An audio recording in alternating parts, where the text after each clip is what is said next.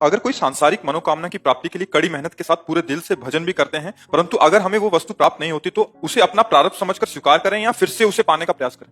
नहीं, प्रारब्ध तो बाधा पहुंचाता है, लेकिन पुरुषार्थ करना हम छोड़ दें ये तो ठीक बात नहीं है।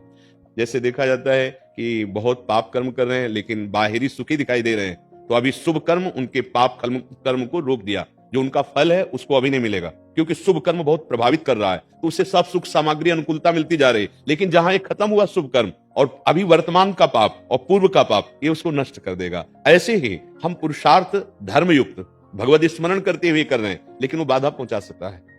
पूर्व का हमारा प्रबल पाप बाधा पहुंचा सकता है, लेकिन जब तक वो पाप कर्म हमारा भोग क्षय नहीं होगा, तब तक हम बैठे नहीं रहेंगे। हम पुरुषार्थ के द्वारा उसको दबा करके नवीन प्रारब्ध की रचना करेंगे। नहीं तो हम में और पशु में अंतर क्या रहा?